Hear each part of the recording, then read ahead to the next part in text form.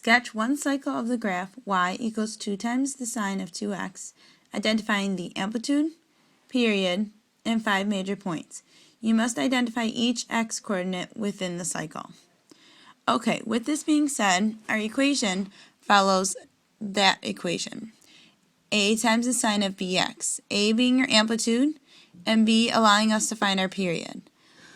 So in this case, we need our amplitude, which is the absolute value of A, which is the absolute value of 2, which is just 2. To find our period, we need to divide 2 pi divided by B, which is 2. With that being said, our period is just pi. And we also need to find the 5 major points between each in our graph. So, to find the distance between the major points, we will always take our period divided by 4. So in this case, it will be pi, which is our period, divided by 4. And we'll have 1/4 in between each. Now I'm going to erase a little bit of this so I can move upwards with my graph. Okay. Now, when I draw my y-axis, I'm going to draw it a little bit more to the left because I don't really need the negatives. In this case, I'm going to start with 0. And then I'm going to point my first point, which is pi over 4.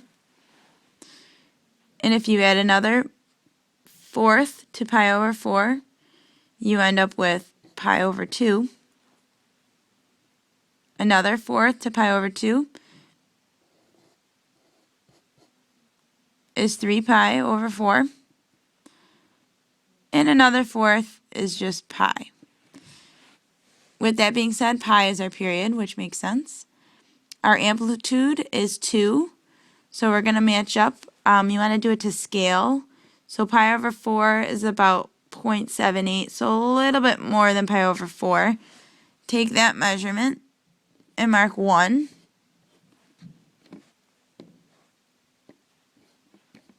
And you can double that and make that 2. Okay. Now that we have our graph all spotted out, we can now graph our points following the sine pattern. The pattern is our x-intercept,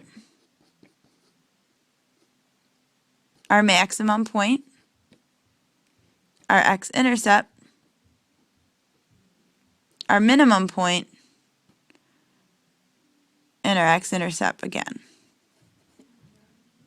So, our first point is our x-intercept, which is just 0. Our maximum point is 2, because that's our amplitude. Our x-intercept again is pi over 2.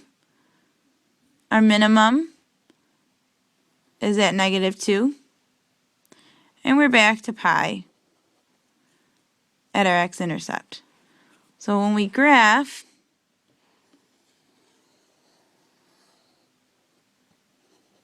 our graph should look something like that. It's kind of messy because I'm on a dry erase board.